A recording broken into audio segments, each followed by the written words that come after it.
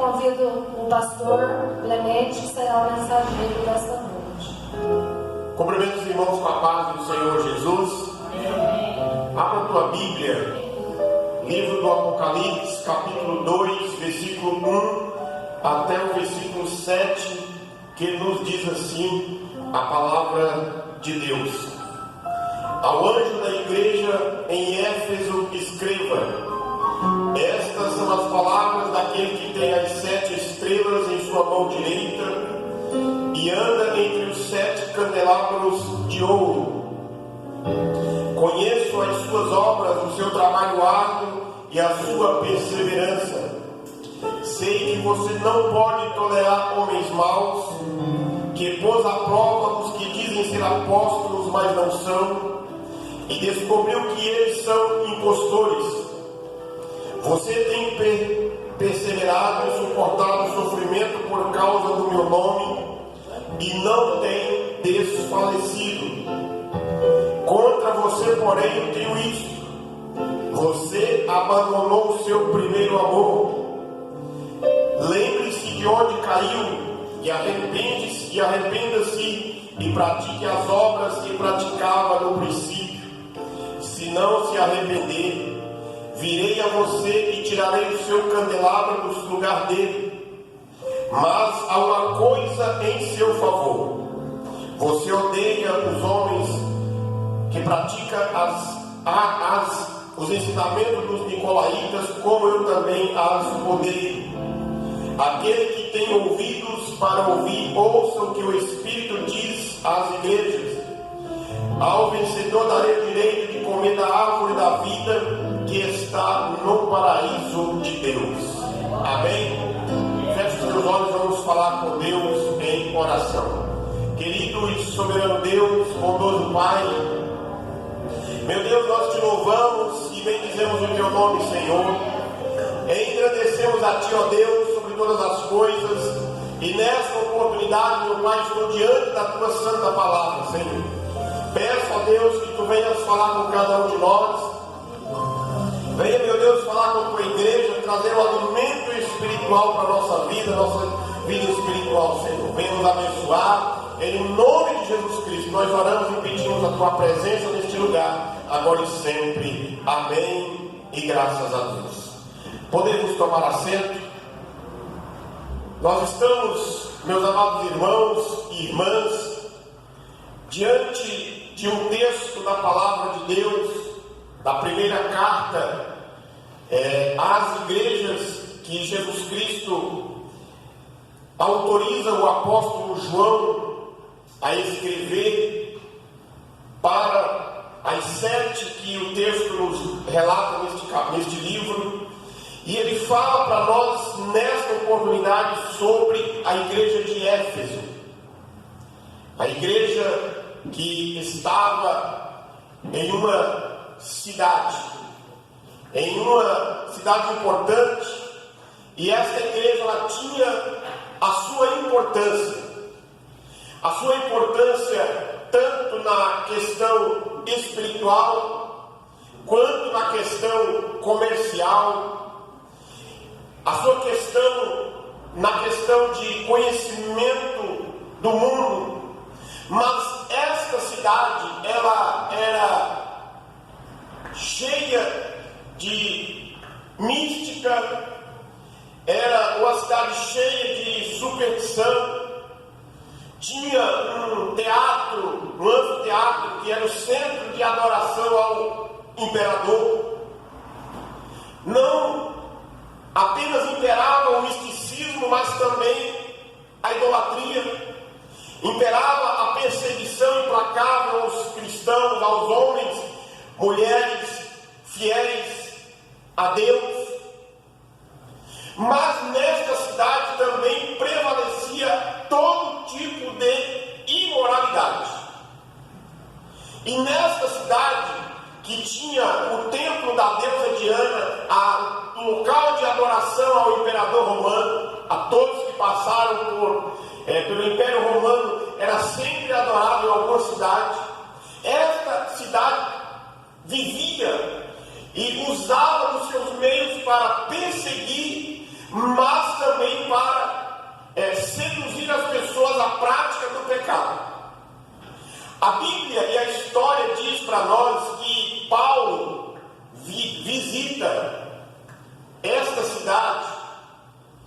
no final da sua segunda viagem missionária. O apóstolo Paulo passa por esta cidade e na terceira viagem missionária de Paulo, ele fica por lá num período de aproximadamente 3 anos. Houve um intenso avivamento espiritual nesta cidade.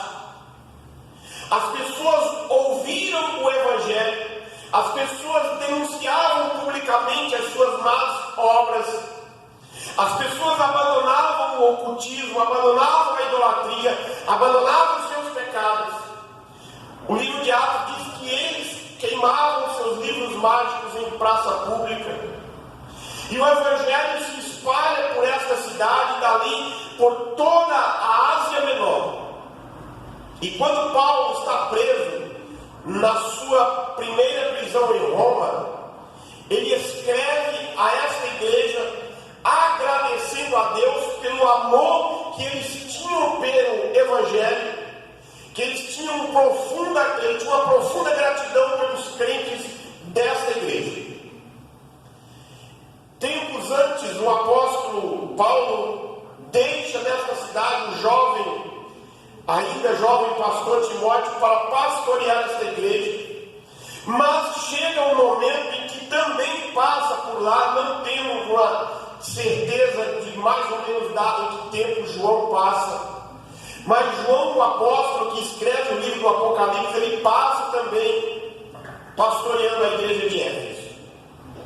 Mas o que nos chama a nossa atenção nesta oportunidade, irmãos, é que 40 anos depois da passagem de Paulo, a segunda geração de crentes desta igreja, Jesus envia uma carta para eles, mostrando que eles tinham permanecido na fé, mas que tinha esfriado o amor. É por isso que o texto vai dizer isso para nós, mostrando, para ir trazendo à nossa memória que eles tinham que voltar à prática do primeiro amor. E a mensagem de Jesus, a mensagem de Cristo é para esta igreja. Jesus se apresenta para esta igreja como aquele que tem e que lhe garante segurança. Jesus se apresenta como aquele que está presente em ação no meio da igreja. Veja aí no texto, estas são as palavras daquele que tem as 7 estrelas em sua mão direita e anda entre os 7 candelabros de ouro. Ele sustenta a igreja, ele manifesta a sua presença viva na igreja, ele conhece a necessidade da igreja e ele anda e ele enxerga tudo que está acontecendo na igreja. Em nossa teologia, em nosso conhecimento, muitas das vezes nós perdemos o impacto dessa verdade. Muitas das vezes nós perdemos o impacto da presença de Cristo no meio da igreja. Porque muitas das vezes, irmãos, nós somos tentados, levados a cultuá-los, a ser mais um culto, a ser mais um encontro de oração, a ser mais um encontro de louvor. E muitas das vezes nós não temos a consciência da presença de Cristo no meio da igreja. E é por isso que João vai dizer para nós neste texto: este é aquele que tem as 7 estrelas em sua mão direita e anda entre os 7 candelabros de ouro. Temos nós, muitas das vezes, a ideia de Cristo no céu, mas não temos a visão da sua presença no nosso meio. A Bíblia diz no Evangelho de Lucas que onde estiver 2 ou 3 reunidos no nome dele, ele está presente. A presença manifesta de Cristo não é pela quantidade de pessoas, mas é pelo coração devotado a ele em adoração. Glória a Deus. Cremos muitas das vezes que a nossa reunião, o nosso encontro, os nossos encontros são marcados pela presença de Cristo somente quando fala em língua, somente quando tem batismo no Espírito Santo. Ele não somente está presente, mas ele está segurando a sua igreja em suas onipotentes mãos. É por isso que o texto que ele que está com a mão direita, em sua mão direita, ele segura as 7 estrelas.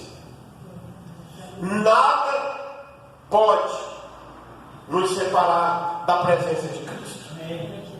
O noivo está sempre presente. Por quê? Porque ele é o dono da igreja.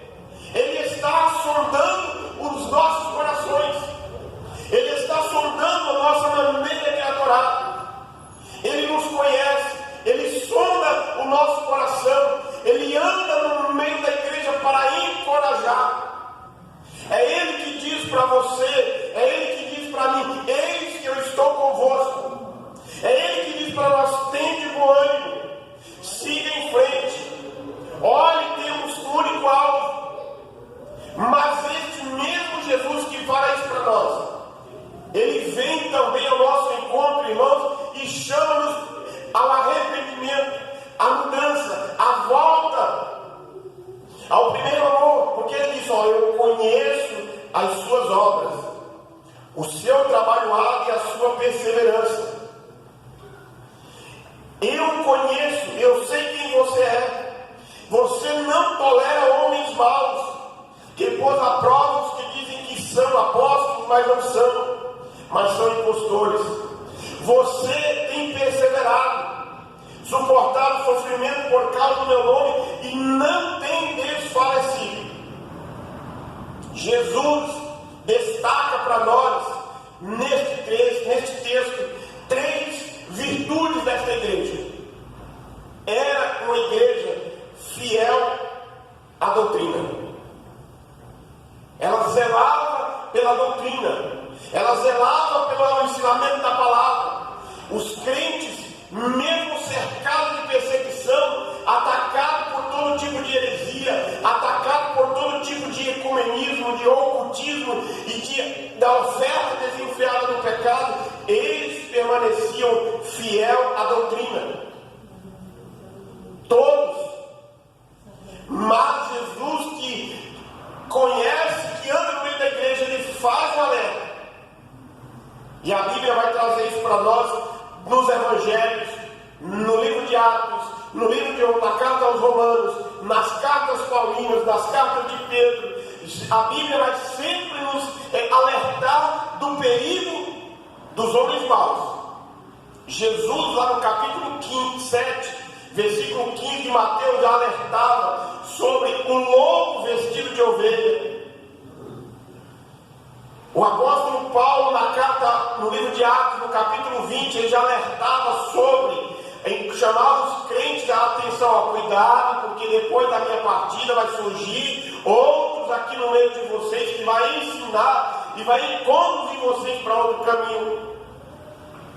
Ele falava: ó, vai penetrar lobo no meio das ovelhas, vai sair do meio de vocês.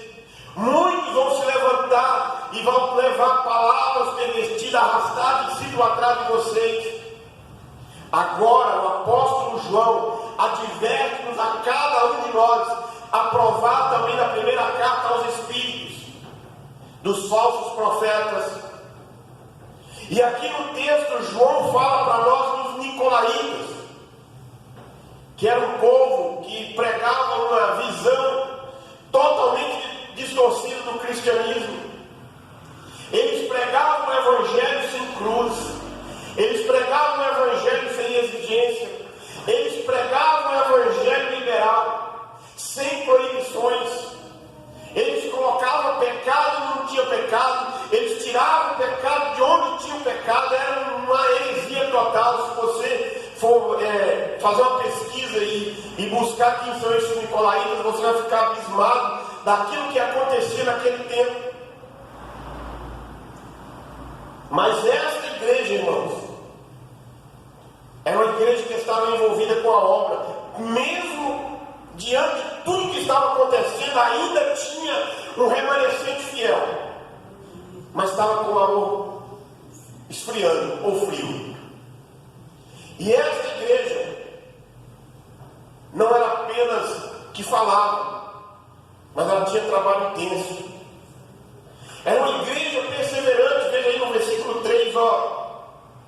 Você tem perseverado, suportado sofrimento por causa do meu nome e não tem desfalecido. Ser crente na cidade de Éfeso não era ser popular,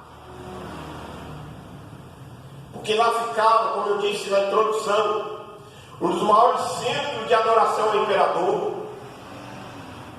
Tinha o templo da deusa Diana que era adorado. O mundo todo conhecido da época ia uma vez por ano para adorar a deusa Diana. Era perseguido, era oferta de pecado para todos os lados. E muitos estavam sendo seduzidos ao cair nos falsos ensinos. Porque muitos olhavam assim, já que esse negócio de ser crente aqui em Éfeso, o negócio é bom, nós vamos juntar com esse povo e nós vamos começar a trazer os nossos ensinamentos para misturar com esse povo. E os crentes dessa cidade, nesta igreja, estavam enfrentando toda esta perseguição por causa do nome de Jesus. E mesmo assim eles não esmoreciam, permaneciam fiéis à palavra. Mas a palavra do amor que Jesus vai dizer no texto para nós logo mais, não mais fervilhava dentro deles, estava espirando o amor. Eram perseguidos, eram provados, seduzidos. Havia muitos crentes lá na igreja que queriam a coroa, mas não queriam a cruz. Hoje nós vivemos uma geração que quer a coroa, mas não quer a cruz. Quer viver um evangelho híbrido. Se dessa forma está certo, está dando certo, vamos fazer. Quer receber a coroa da vida, mas não quer passar pela trilha do alto do ensinamento de Jesus Cristo. Quer salvação, mas não quer conversão. Não quer mudar de vida, não quer ter uma mudança de vida, quer as bênçãos de Deus sem as exigências do Deus das bênçãos. E Jesus Cristo repreende essa igreja pelo esfriamento do amor. No versículo 4: contra você tenho isto: você abandonou o primeiro amor. Imagine, irmãos, Jesus falando isso para nós. Cuidado, você tem abandonado o primeiro amor. Você já não ora, você já não lê, você já não canta mais como há 20 anos atrás, como há 30 anos atrás.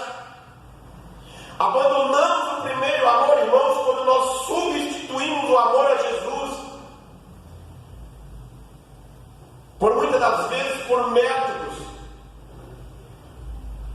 Levamos trabalhos intensos dentro da igreja, mas não fazemos por amor. Uma esposa, ela pode ser fiel ao marido ou vice-versa, sem amar, simplesmente para viver na mesma casa. Sabia disso? Sem devoção. Ela pode cumprir os deveres, mas sem amor. Quantas histórias, quantas histórias nós encontramos e vamos encontrar de famílias que sofrem, porque está ali, se sair, ela não tem como, ele não tem como sobreviver e vive ali uma opressão sem amor. Jesus está dizendo: minha igreja, os meus filhos, aqueles com qual eu vou vir buscar, precisam me amar com um amor fervoroso. A igreja é a noiva de Cristo, e Jesus vai vir buscar esta noiva, e Ele quer encontrar esta noiva zelosa e de boas obras. É por isso que Ele falou: uma coisa eu tenho contra você, você abandonou o primeiro amor. Abandonar o primeiro amor. E para Jesus, o ensinamento de Jesus para nós, no capítulo 13 do Evangelho de João, a marca do amor de Jesus para os discípulos é submeter ao ensinamento dele, é entender o que ele está falando, cumprir o que ele está ensinando. Porque Jesus está interessado em nós, primeiro.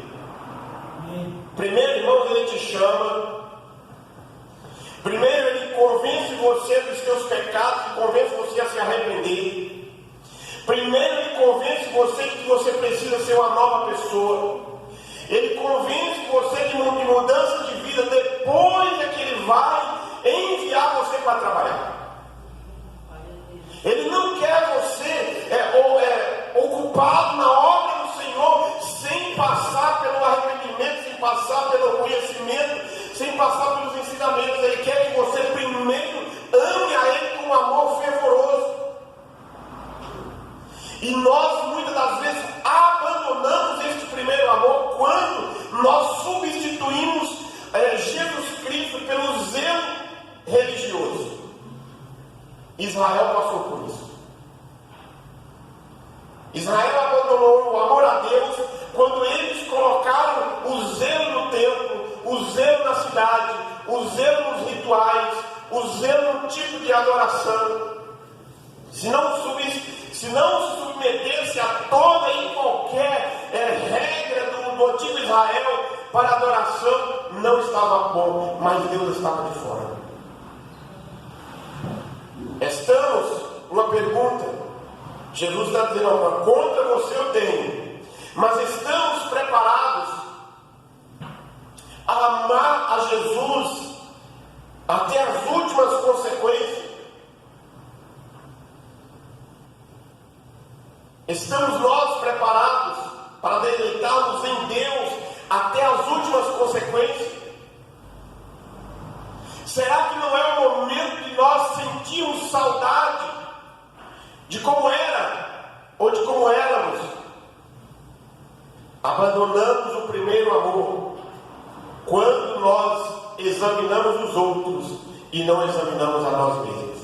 Paulo fala isso na carta aos Coríntios, capítulo 11, da primeira carta. Examine-se o homem a si mesmo. A igreja de Éfeso, ela tinha capacidade naquele contexto de identificar falsos mestres, de identificar falsos ensinos, mas ela não estava amando. A igreja tinha condições de identificar uma doutrina falsa, mas não estava tendo condições de identificar a falta de amor.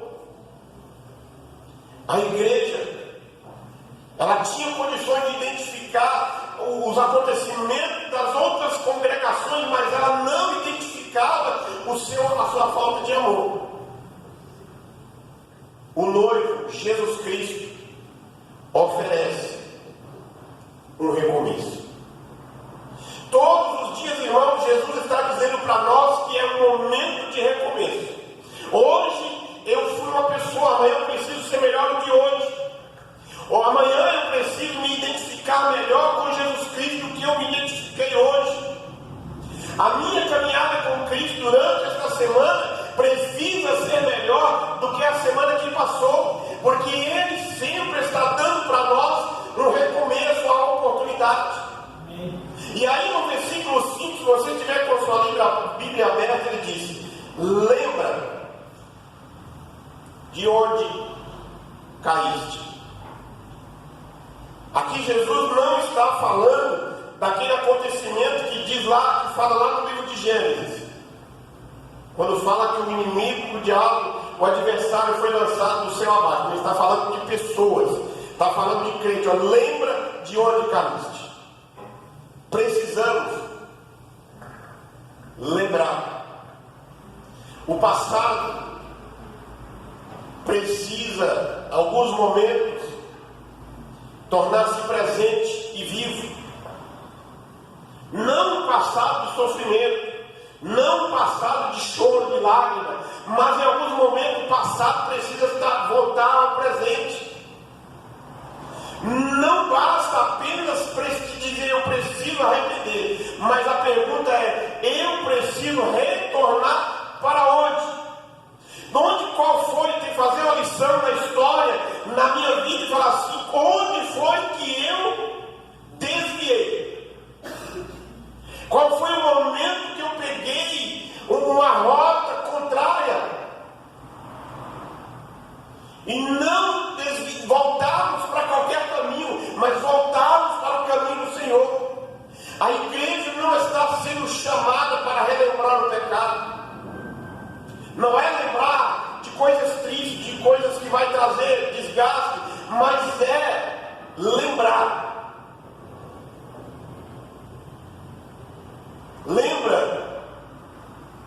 filho pródigo lá de Lucas. Ele sai de casa, ele vai embora, e aí quando ele passa pelo caminho, ele desvia a rota do que Deus tinha projetado para ele. Ele lembra da casa do Pai. E é o que o texto está dizendo para nós: ó, lembra da casa do Pai, lembra de onde caíste. E aí ele lá distante da casa do Pai, ele lembra, ele diz assim: voltarei e irei ter com meu Pai, e dizei para ele: Pai, pequei contra o céu e contra a terra. Ele reconhece que de onde ele precisava mudar.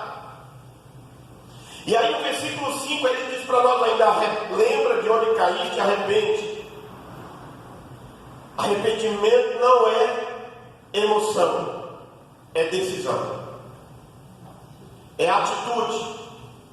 E o jovem lá do filho pródigo de Lucas, ele arrependeu, ele tomou a decisão, ele tomou a atitude, e ele buscou a casa do Pai para a reconciliação. Muitas das vezes, irmão, a decisão, o arrependimento não precisa ter choro derramando nas lágrimas, mas precisa ter decisão. Lembrança para arrependimento, só de arrependimento é remorso. E a Bíblia traz para nós: quem lembrou de se arrepender, mas esse foi um arrependimento que não houve jeito. Judas, quando ele vê tudo aquilo que ele tinha feito com Jesus, ele tem um arrependimento de remorso. E aí ele vai e cria um problema eterno para Deus, que ele vai tornar-se assassino de si mesmo. Mas precisa ser arrependimento e mudança, é mudança de vida, mudança de mente. Voltar para Deus é deixar o pecado para trás, é romper com aquilo que está entristecendo o Senhor Jesus Cristo. O que entristecia Jesus na carta aos Efésios, aqui, irmãos, neste texto, era a falta de amor. Era isso que estava fazendo o coração dos crentes esfriar. E Jesus está dizendo: ó, volta, se arrepende, volta à prática das primeiras obras. Depois do arrependimento, depois da mudança de vida, precisa começar agora a nascer frutos, precisa começar a brotar novamente os novos frutos, as obras precisam se voltar novamente. E esta solene advertência de Cristo, irmãos, ela veio dizendo para nós: lembra, arrepende, pratique, volta à prática das primeiras obras. Se não se arrepender, virei a você e tirarei do seu candelabro.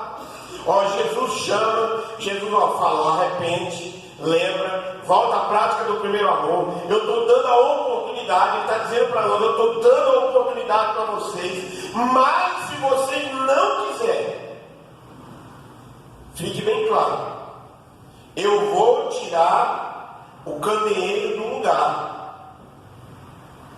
Jesus está dizendo: vocês têm a oportunidade de fazer tudo isso, mas se vocês não querem, a decisão é de vocês.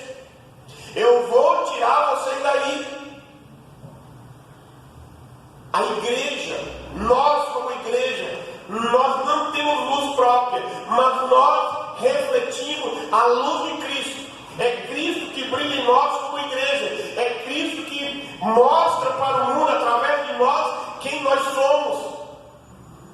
Ela não brilha por si mesma, mas ela brilha com a luz de Cristo.